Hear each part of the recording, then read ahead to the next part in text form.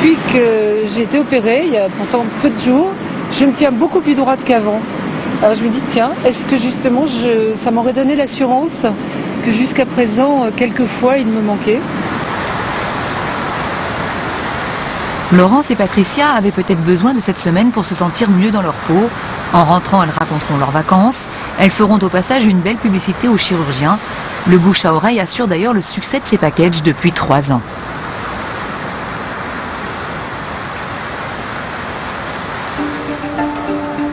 Mais c'est un autre pays voisin du Maroc, la Tunisie, qui a lancé la mode.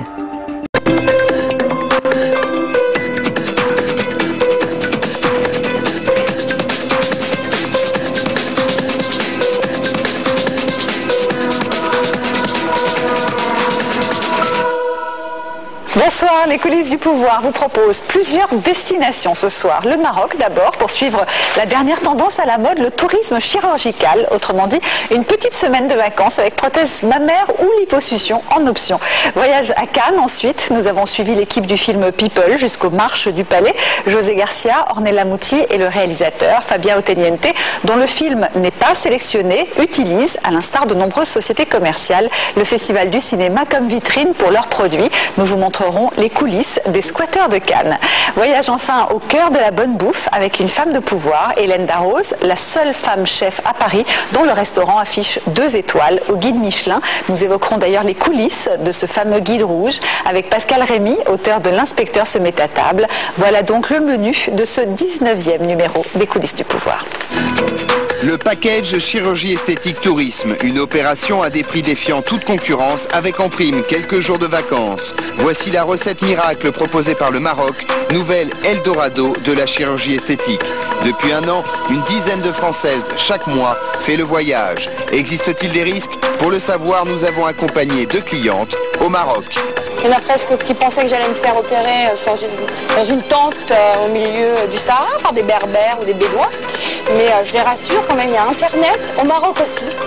Et on vous présente tout, parce que j'ai tout vu sur Internet. Je pars pas à l'aventure. 700 salles en France, des affiches omniprésentes. Difficile de passer à côté du film People, la suite de Jet Set. Le film n'était pas sélectionné au Festival de Cannes et pourtant, réalisateurs et acteurs ont débarqué sur la croisette durant tout un week-end. Photos, interviews et fêtes. Plus qu'une palme, ce qui compte aujourd'hui à Cannes, c'est faire parler de soi. Où il y a vraiment encore des contrats qui se signent, qui se font, il y a encore des rencontres qui ont lieu ici. C'est un endroit, là pour le coup, planétaire, indispensable pour les deals. Il y a peut-être Los Angeles et Cannes qui sont vraiment les 2 mecs du cinéma.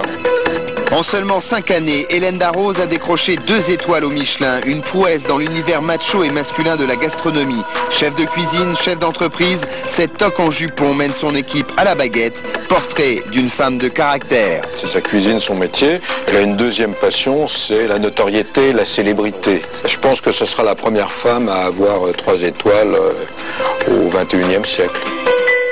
La médecine du look a fait ces dernières années un bond phénoménal. Rides ou ridules, nez ou menton, cuisses ou ventre, tout est modifiable, tout est transformable. Près de 200 000 Français ont subi cette année une opération de chirurgie esthétique. Pour les séduire, les 4000 praticiens se mènent donc une concurrence acharnée. Nouveauté, le 2 en 1. Pour un prix global, on vous offre l'opération de vos rêves et le voyage de vos rêves. Julie Alibo a suivi au Maroc de jeunes femmes parties faire des implants mammaires et une liposuction. Vous allez voir dans un instant son reportage, mais tout d'abord François Perrogon, bonsoir. Vous êtes le président de l'association d'information des médecines de chirurgie esthétique. Vous allez nous parler un peu des risques que comporte ce genre de package touristique. Véronique Néraud, bonsoir.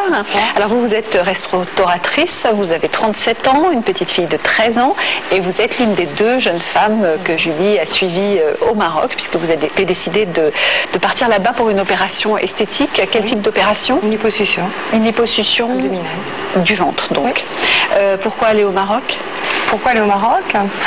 Pour lier le tourisme, enfin l'esthétisme et le tourisme, pour faire 6 jours que pour soi, ce qui était tout à fait possible là-bas. Beaucoup moins cher qu'en France, l'opération? Oui. Oui.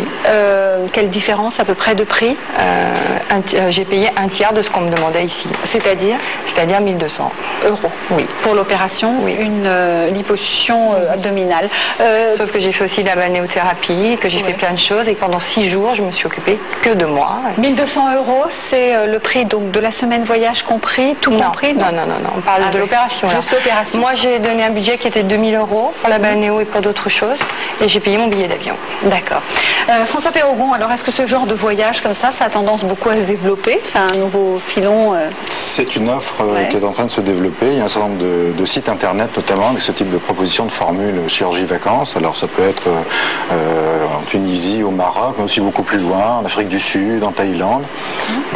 Ça effectivement, ça peut présenter un certain intérêt a priori, puisque chirurgie plus vacances, faire cette chirurgie-là loin de son quotidien, du mari, des enfants, des collègues, et en même temps prendre un peu de soleil, ça peut être assez séduisant. Mais je crois qu'il y a un certain nombre de points sur lesquels il faut prendre certaines précautions, et on en parlera peut-être tout à l'heure. Vous y êtes allé sans aucune appréhension particulière? Je ne suis pas allée sur internet faire mon marché pour trouver la chirurgie esthétique.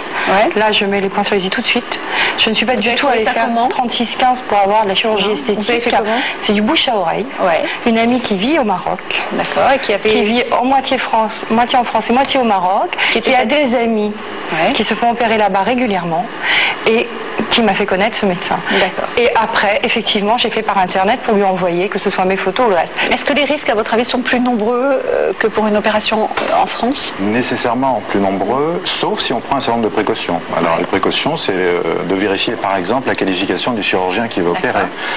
De voir plusieurs, si possible, chirurgiens avant de se faire opérer, pour croiser les avis, vérifier que la même solution d'un chirurgien à l'autre est préconisée, parce qu'on peut être un peu désarçonné quelquefois quand on voit, notamment en France, mais à l'étranger aussi, 3 chirurgiens avec 3 solutions différentes pour la même demande initiale. On va en parler évidemment des risques, puisque grâce à l'association d'information des médecines de chirurgie esthétique dont vous êtes le président, on peut maintenant savoir un petit peu, avoir un peu des chiffres qui sont très difficiles à obtenir de la part des chirurgiens évidemment, sur les échecs de la chirurgie esthétique et les risques pris quand on part comme ça, a fortiori à l'étranger.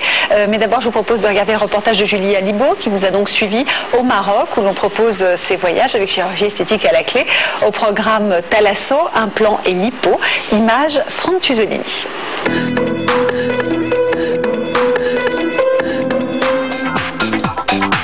Tourisme médical, package chirurgie-tourisme. Depuis un an, un phénomène nouveau apparaît.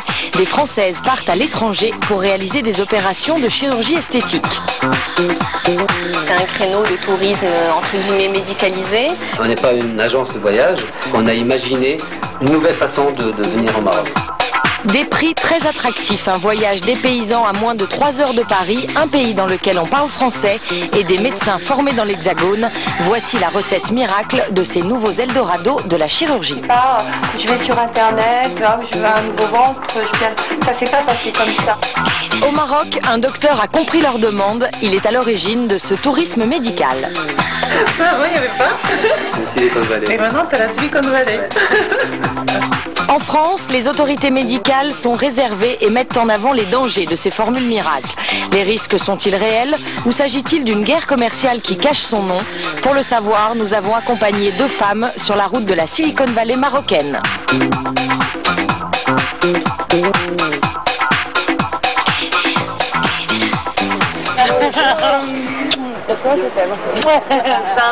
Véronique a 37 ans, elle tient un restaurant italien avec son mari. Gourmande, elle passe son temps à goûter les petits plats servis dans son restaurant. Véronique refuse de se mettre au régime et déteste le sport. Pourtant, elle a décidé de se débarrasser de quelques rondeurs disgracieuses. Comment je compte y remédier? On allait au Maroc faire une lipo abdominale et voilà. Il y en a presque qui pensaient que j'allais me faire opérer dans une tente au milieu du Sahara par des Berbères ou des Bédouins. Mais je les rassure, quand même, il y a Internet, au Maroc aussi. Et on vous présente tout. Parce que j'ai tout vu sur Internet. Je pars pas à l'aventure. Maman d'une petite Anaïs de 13 ans, elle n'a pas pris sa décision à la légère. Mais cela n'empêche pas son mari de s'inquiéter. Je sais qu'elle est en bonne main, mais je vais être quand même un peu anxieux parce qu'il y a une opération. Et donc, Est-ce qu'on peut dire que tu l'as confiante ou est-ce que tu as quand même une petite peur? Alors, ma seule réticence, c'est mon réveil. J'ai un peu peur de me réveiller toute seule parce que j'aurai personne.